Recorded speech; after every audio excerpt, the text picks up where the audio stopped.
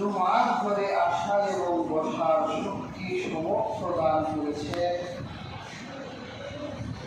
সেজন্য আল্লাহ সুবহানাহু ওয়া তাআলার নিকট কালিমাতু শুকর আদায় করছি, আলহামদুলিল্লাহ। আলহামদুলিল্লাহ। হাজিরিন, আল্লাহ সুবহানাহু ওয়া তাআলা ইরশাদ করছে যে ঈমানদারগণ, তোমরা মুমিনদেরকে ছাড়া কোনো কাফিরদেরকে অন্তরঙ্গ বন্ধু হিসেবে গ্রহণ করো না।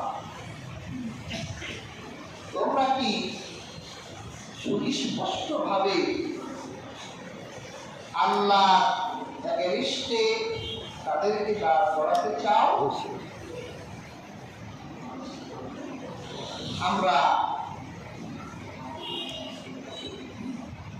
আল্লাহ এগেইনস্টে কাউকে দাঁড় করাতে চাই না।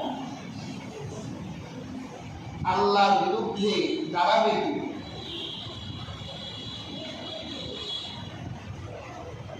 আল্লাহ বলে সমস্ত শক্তির স্রষ্টা।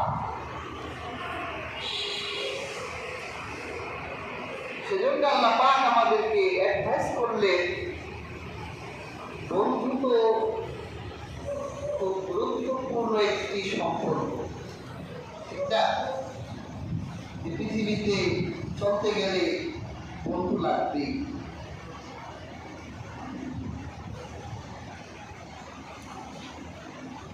বন্ধু কিন্তু ভালো আছে, খারাপ আছে।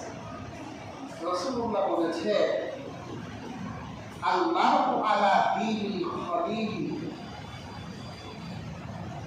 ফাল ইয়ানজুর আহাদুকুম মান খালিল। প্রত্যেক ব্যক্তি তার বন্ধুর প্রভাবে প্রভাবিত হয়। কাজেই তুমি চিন্তা করো যে তুমি কাকে বন্ধু বানাবা। আল্লাহ বন্ধু বানাতে বললো কাকে? মুমিনকে। মুমিন ছাড়া তোমরা কাফিরকে বন্ধু বানাবা না। আর রাসূলুল্লাহ হাদিসে বললেন যে বন্ধুর প্রভাবে বন্ধু প্রভাবিত হয়। তুমি চিন্তা করবে যে তোমার বন্ধু কে হবে।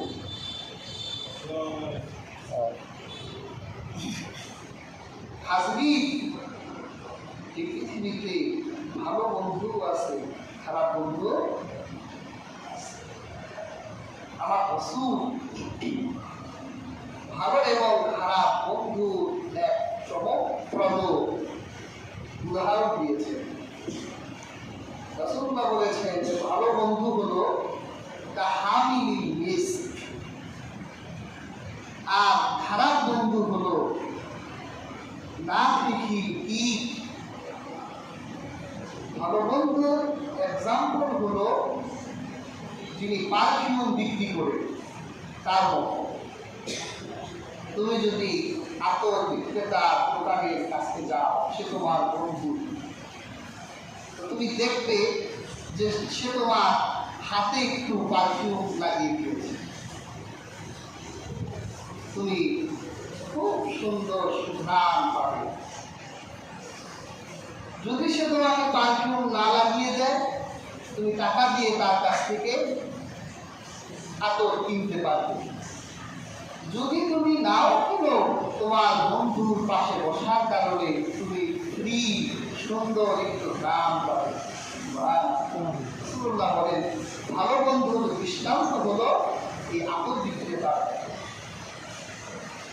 আর খারাপ বন্ধু নাফিখিল ঈদ,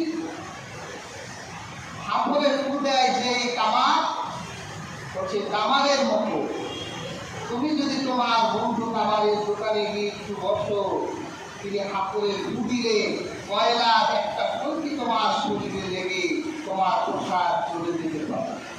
অথবা যদি জ্বলেও না যায়, ওখানে বসার কারণে তুমি দুর্গন্ধ পাবে। তার মানে বোঝা গেল পৃথিবীতে বন্ধু আছে, ভালো